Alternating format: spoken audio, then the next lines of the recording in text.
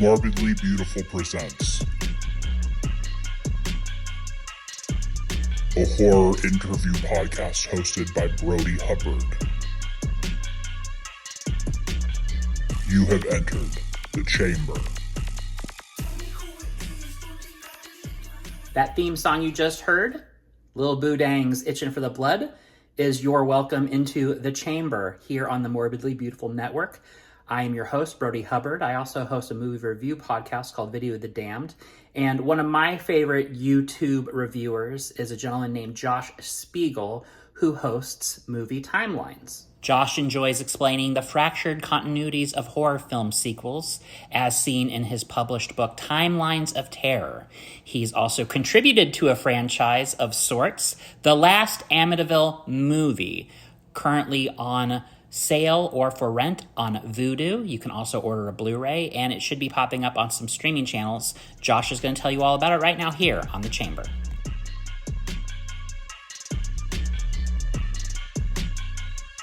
It's really neat to talk to you, Josh, because I would have to say that there are a few things that I watch on YouTube that are, for the lack of a better term, comfort watches.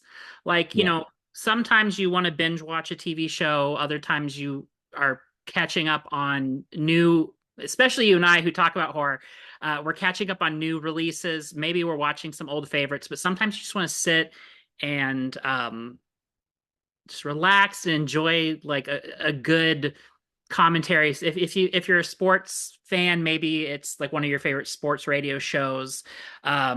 But if it's movies, and especially if it's horror, you know, for me, it's movie timelines. I like to just find either a movie I know all about, but would like to hear framed in a different way, or something I've never seen before. And I'm like, well, what's the deal with this franchise? I'll find out from Josh. So I appreciate that work, and you've been doing it for like how many years now? I think you started YouTube like 18 years ago.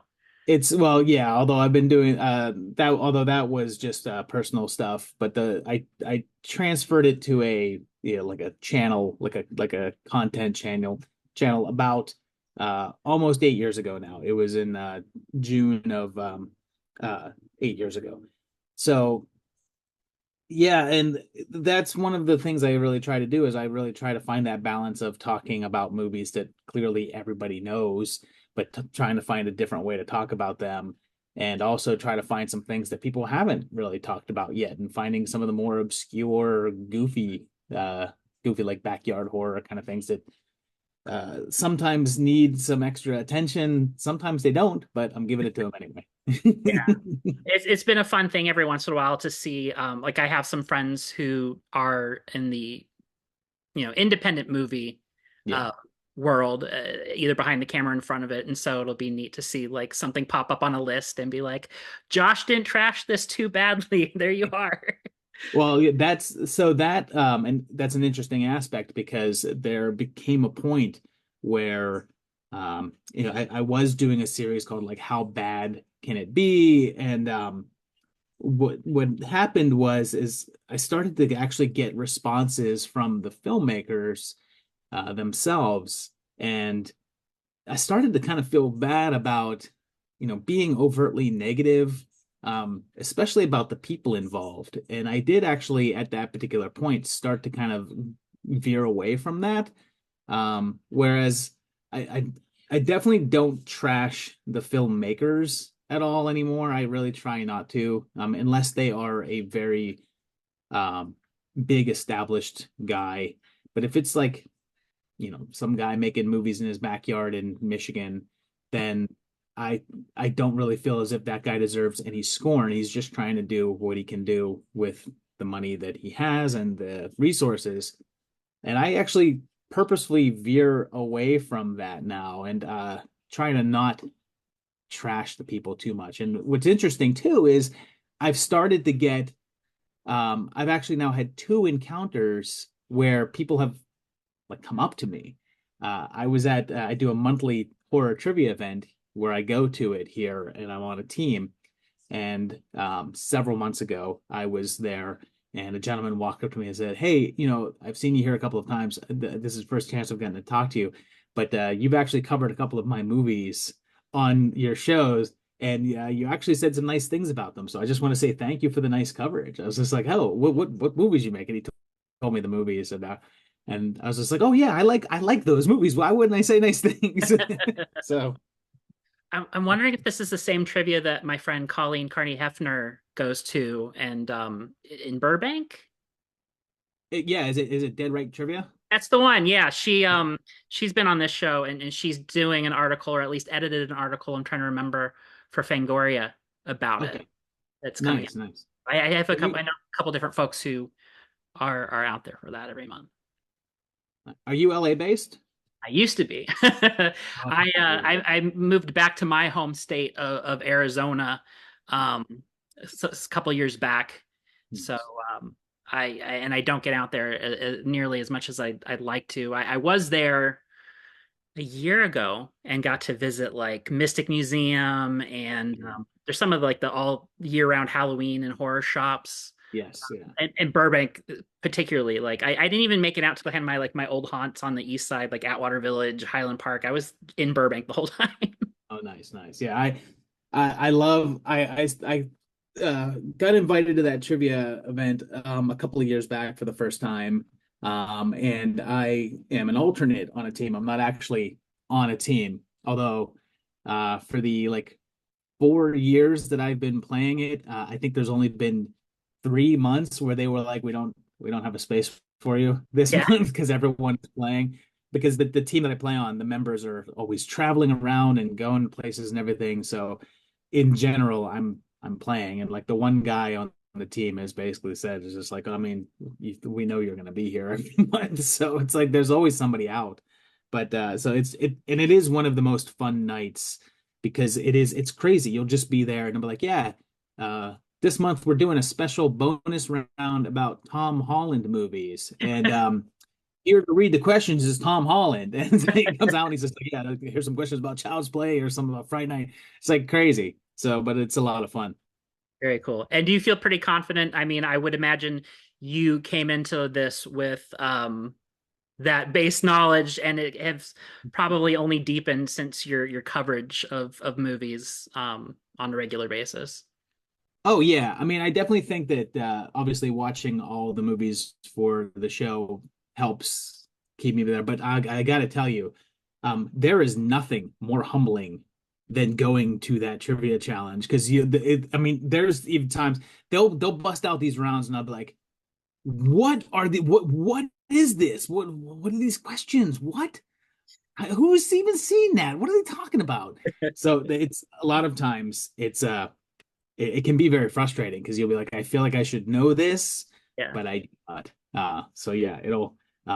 My friend Mikey, who is a special effects guy in the industry, he's been on Dead Last episodes before, and he works for KMB, and he came with me one time because the team had another player that was out, and my friend was just like, do you think you can find somebody to fill in? I was just like, my buddy Mikey's a big horror guy, works in the industry. Mikey came and was just like, he's like, I don't know what these questions. Who knows these? What are you doing? What would you say? And I've seen over the years, different phases of your show, um, pandemic era, pre-pandemic, post-pandemic era, and yes, I know some, and I think another show I think of is Dead Meat. And Yeah, that host James will say, like, hey, I have to admit I haven't seen this. For me, my most surprising franchise, at least surprising to my friends at the horror shop here, etc. Like, what do you mean you haven't seen any of the Child's Play movies? It's like, no, no. I've seen a little bit of the first episode of Chucky, and that's it. The Leprechaun series, another one that just wasn't one that I made time for, yeah. either as a kid or as a grown up still into horror. What would you say are your most? Oh, and The Conjuring verse, those whole movies. What would you say are Yeah. some of your spots that um you haven't gotten to yet, or that you might just never go to because there's, for whatever reason, there's not an interest for you? Well, most of my like haven't gone there or like don't have an interest. I will say I think out of all the ones out of all the franchises where it's just kind of like, yeah, I haven't seen that, and I don't really have, I haven't don't have any interest in it yet. And I probably will watch them when I'm sure I'll do some sort of coverage for them and watch them. Is I still have not watched the Hostel movies. I just I don't have any interest. But there's plenty of like big giant franchises outside of horror that I just have never touched. Like I still have never seen a single Fast and Furious movie. Like those things just don't do anything for me. So outside of the horror realm, there's plenty of like bigger franchises that I just um don't have a lot of interest in following. But yeah, in terms of horror, because of the channel, there's been plenty. Like when I first did my Saw video way back when, at that particular point in time, I had only seen like two Saw movies. And I think when I made my first Saw video, I think it was like right about when I want to say I think it was around when the final chapter was coming out or something like along those lines. And I said, okay, well, you know, I haven't seen all the Saw movies, and as a horror fan, I feel like I should have. And now in doing this video, I'll have seen them all. So that was an early example of just the channel basically making me watch all of something that I didn't previously have an interest in. Saw is interesting in that like I've seen some of them, but not all of them. And despite the fact that there's a continuity, um, even though the kind of it's not a linear one, like they hop back and forth through time, I feel like those are ones you can pretty easily pick up, and that's probably why I haven't seen all of them, is because I'm able to pick them up in the middle and just be like, oh, Yeah, okay, here we go, some traps, you know? yeah, pretty much. The Saw franchise is always interesting to me because of the channel. I've now watched the entire franchise probably 3 or 4 times, um, and I have to say that they're not movies that I really like. I don't like them. Like I don't enjoy the Saw movies, but I will say that because of that interwoven storyline and what they did with the continuity, which they did a great job with up until a certain point, I find them fascinating. Like I actually, when I rewatch them, I'm always like if I'm gonna rewatch them for something for a video or whatever, I'll be like, "Ugh, I gotta rewatch the Saw movies again." I always go into it not very excited, but then when I start watching them, it's like, "Oh, oh, wait, what's that? What's going on there?" Like I get a little bit sucked in. So I think that they're more ingrained into my head than I want to admit that they are. Even though I still don't really think they're very good, but I like what they're doing. I like what they're doing. I felt that way about some of the Halloween films. I was Oh, of the huge franchises and the big, yeah, personalities as far as Leatherface, Freddy, Jason. Michael Myers was one that took me a long time to come around to. And then once yeah, I finally watched, I made a point last, gosh, I think it was last Halloween, like let's, kind of realizing, hey, I have seen all these, or some of them in chunks, like let's yeah, watch them all, start to finish, like yeah, in order. And really came out being it felt feeling invested in the lore, and your yeah. video cover like the different timelines that would spring out from each continuity. I know that you are from a previous interview I'd read, you're I believe somewhat near some of the filming locations, and so you might have some uh some affinity for Halloween and Michael Myers. Am I far off or? I'm not just somewhere near the Halloween vicinity. I'm going for we're like after this we're gonna walk up to the farmers market, which is about 3/4 of a mile that away, and I will be at the Michael Myers house, Right, and right. I will pass by the high school that Lori goes to, and on the way back we will pass by Lori's house where she's sitting on the stoop with the pumpkin. It's yes, I live in the middle of where they filmed Haddonfield. So yeah. And the what's crazy is the Halloween movies. It's probably my most, I guess, controversial bit because the first movie, Halloween, is easily one of the best horror films in existence. Like you don't get much cleaner than that. You don't get much more stylish and like a better sense of atmosphere, a nice bit of character work. It's everything you want it to be. And it's, I'll put that up against any horror film in the game. And then honestly, everything after that, no thanks. The second one I enjoy watching because it feels like an extension of the first one, even if it does drop off a lot, but it still feels like it's part of the same thing.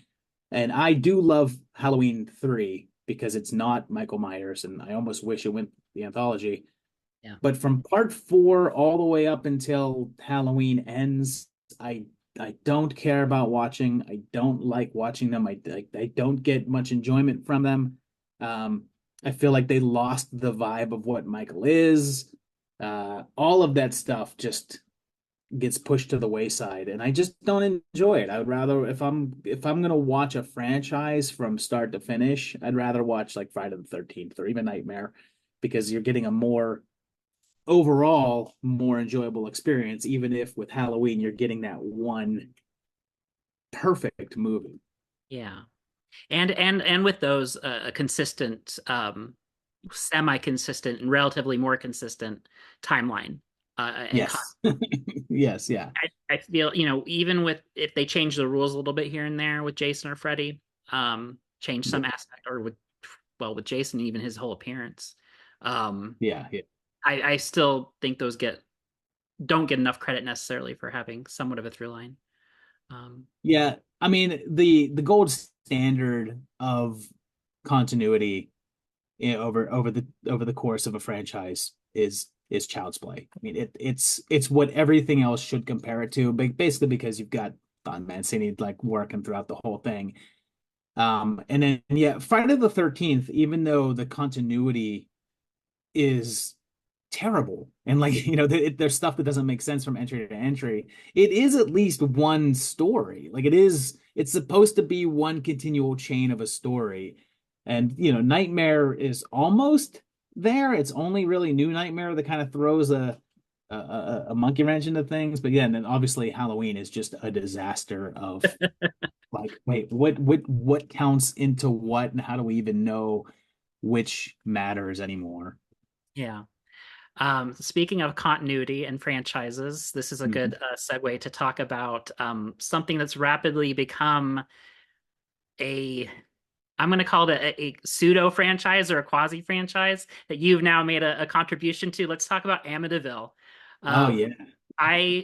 Another kind of blind spot for me is not having seen really the original or reading any of the original Amityville content, but I have certainly seen my share of modern day Amityville X. One of my favorites is Amityville Karen, who I'm talking to the writer of that soon on the show. Nice. There's and I think her directorial debut is going to be Amityville Turkey Day. If Okay. or maybe it's kind of confusing because you have your Sean C. Phillipses and Dustin Fergusons, and Yes. you have these like revolving troupe of actors and writers, people behind the camera. I've gotten to interview folks adjacent to that. I'm starting to interview some of the folks like Julianne Prescott who are in or behind those films. Right, right. So you've seen this, and one of some of my favorite videos from you are like I had a marathon day of just watching your Amityville content as you showed the timeline for, well, if this is a cohesive universe, here's where they all stack up. And then you yourself decided to contribute to the Amityville universe, multiverse, what have you. Yeah. Well, it got pretty interesting because I have to tell you that the concept of the Amityville quote franchise it's fascinating because there's nothing else like this in film. I mean, there's no other phenomenon that really you can kind of compare to it, where it's basically like, oh, well, they, have the name of a rather well-known city in their title. Well, they can't copyright that, so we're just going to use that. That's just so interesting. But the thing what's really crazy is the fact that when you go into the actual story of it, and people always talk about the official Amityvilles versus the unofficial Amityvilles. But when you actually look into like the producing line and like all the stuff back in the day, there's never been an official like franchise. It's all kind of been people picking up with it because like Amityville 3D even has a thing on the poster that says it isn't not connected to Amityville Horror or Amityville 2 The Possession. Like they actually had to specify on the poster that it wasn't part of the franchise. So it's really crazy. And then you even had like the fifth movie, which is the Amityville Curse, which was an unofficial entry. It was made with them just using the name of the town, and it was based on a different book. Um, so, and it had no connection to the previous films. It was just another adaptation of a different Amityville book. So that whole storyline is just really, really interesting to me. And then obviously people picking up from that and being like, well, then I can just make my own Amityville movie. Why not? And my project began because I was starting to do research on doing a book of sort of the complete guide to all of the Amityville movies. And I started having conversations with a lot of the directors of the unofficial entries. And I'm actually still working on that. That's actually coming out probably later this year. But while I was talking to a lot of these guys, it just, so many of them were just like, we made this for $1,500 and we shot it over the course of a weekend. And it was really easy. And that just got me to say, well, then look, why don't we try to do this? But why don't we try to do it and try to make something actually like decent and watchable, Right. but obviously still feel like it was made in somebody's backyard. And then it just became an idea of the notion of, okay, well, what can we do with the resources that we have and start to build a storyline up from there. And that's how the last Amityville movie was born. But also try to find a way to embrace all of these movies. Because I don't know if you've seen the movie yet, and I don't know if the people watching have seen the movie yet, but it will be streaming, I believe, on Tubi and other places in about 2 weeks from now.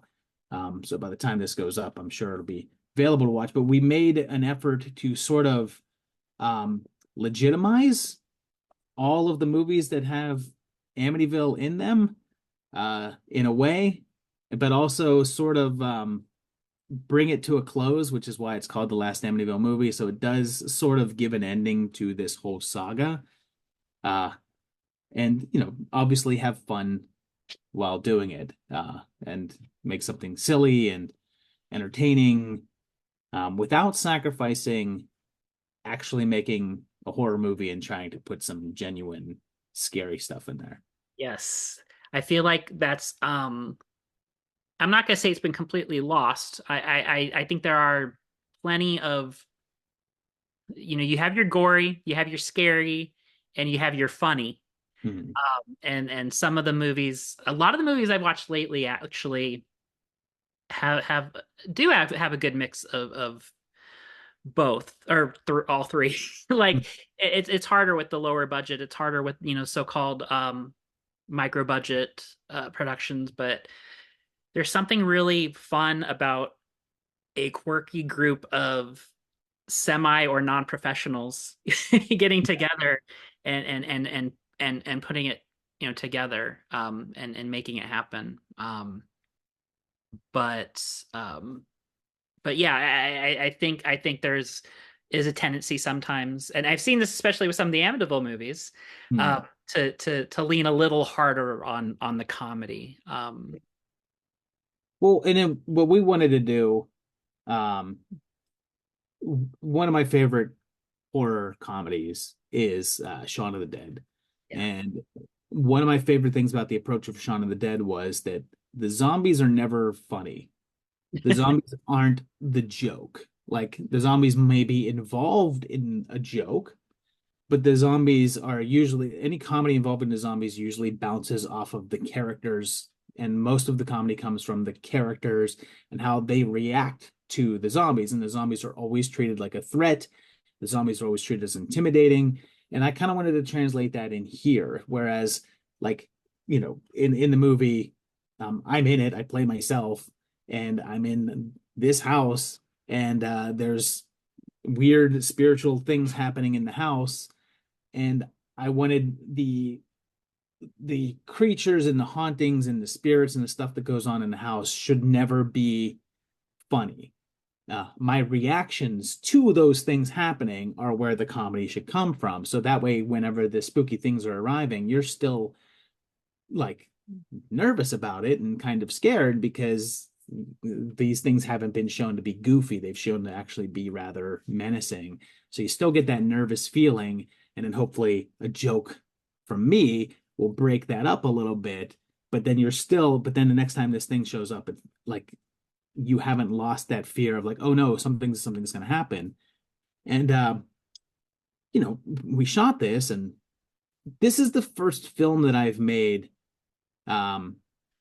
I've made some shorts that were kind of horror oriented, but this is the first like feature film. This is my second feature film total, and it's the first one I made that is a horror film. The first feature film that I made was mostly a comedy. It had some elements of sci-fi, a couple of moments of horror stuff, but it was mostly a comedy.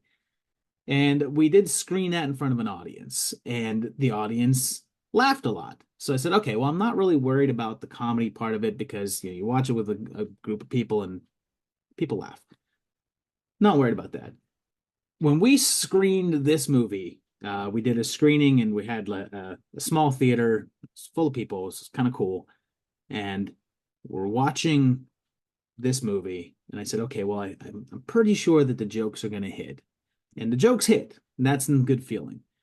But what really felt great was in the scenes where it was tense, and I didn't watch the movie. I sat in the back and I just watched the audience and just was seeing how people were reacting and seeing like people like reach over and grab onto the person next to them, like girlfriends grabbing boyfriends and stuff, and then hearing like that. And at one point, there's one moment in the movie that is a legitimate like jump scare.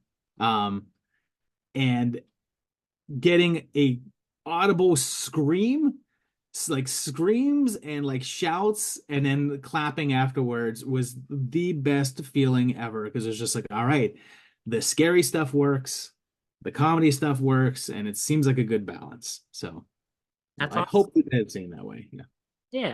Yeah. And so it's got to be exciting now to have it, coming out on streaming. I know you also have, I believe, a Blu-ray with commentary that I read a post about today. And Yeah, the Blu-ray's been available since Black Friday was where they did it, and it's a limited run. Although I believe that the limited run got extended because the number that he told me in the beginning that there would be, we've sold more than that, and they're still available. So I think that they printed more than originally they said they were going to print. But yes, the Blu-ray is available. It has multiple commentary tracks on it. And then sort of an outtake reel on it and some trailers and stuff like that on it too. And then the streaming date I'm told is April 9th. I don't know a full roster of where it's going to be yet, but I do believe Tubi is on that roster because their movies are usually on Tubi. It's actually under the same distributor as Amityville Karen, so I'm on the same label as Amityville Karen and Amityville Bigfoot and Amityville in Space. So I'm up there with some other legends as well. very much so. You could definitely have a marathon night if you wanted of Amityville and cap it off with the last Amityville. But so this might be kind of an obvious question. Or an obvious answer. So you were in Pennsylvania. You made it out to Los Angeles, and you get into as much or little detail as you feel comfortable talking about. Did you go out there to presumably work in the industry, and do you do that now? I know a lot of the contributors to some of the panels that you've had on the channel are folks in the industry. But I mean, is that where you're pursue now, I'm besides the books and the movie? I moved out here in 2008, and believe it or not, I didn't. It wasn't initially my choice to move out here. it wasn't like I turned around one day and said, let's move to Los Angeles. I was with somebody. She got a job out here. I said, let's let's go. All right, I'll go with you. Let's go to Los Angeles. And I moved out here, and we were out here for a little while. And after a pretty short period of time, we split up, and she moved back to Pennsylvania, and I stayed. Yeah. I was in the retail world then, but I liked to tinker around, and I liked to do things in film. But I didn't do any film stuff for years after moving here. I would just occasionally shoot like some short videos here and there. Um, but yeah, for probably about the first, I want to say 3 years of moving here, like I didn't do anything film related. And then I met my wife, Christy, and she was the one that was just like, let's make a movie together. Let's make a movie. So we started developing this movie called The Complex, and we did that, and we shot it. And uh, I didn't really push to get it distributed. I didn't really know how to do that back then, which I've now learned to do, obviously. But back then I didn't know what to do, so we basically shot it, and then it sat on a shelf. But and I still dabbled in some things here and there. But yeah, a lot of my friends, you can't, I mean, you know how it is. It's like you kind of can't be out here and not have friends in the industry. And I made a lot of friends that worked in film, and just continued to do stuff here and there. And then eventually decided, okay, I need a creative outlet. And my wife and I started to do a food show that we said, let's do this web series about a food show. And we shot a handful of episodes of that. And it was a lot of fun to do. But I think my ambitions were a little bit bigger than hers with it. And I kind of wanted to shoot more and more frequently and everything like that. And her timing was a little bit all over the place. It was kind of hard to my schedule, like I made my own schedule because I was the retail manager. So if I wanted to be off on Thursday and just work on film stuff, I just scheduled myself off on Thursday and worked on film stuff. Whereas she did not have that luxury, so it was a little bit tougher. And I finally just decided, okay, I think I need to do something on my own to make use of my time and to kind of be as creative as I want to be and not really have a time restriction. And that's how Movie Timelines was born. Movie Timelines was born out of that just desire to kind of like to just keep shooting and keep editing. Yeah. Now I have to ask, please correct me if I'm wrong, but what I sense is, well, it's factually, we could say you have, tons of subscribers, lots of great views. You have a Patreon. You got great subscribers there. We see the scroll at the end of the videos. I haven't found you otherwise, like on social media, like Facebook, Twitter, Instagram, any of that stuff. There's not like a Movie Timelines account that I have found. It feels like you have been able to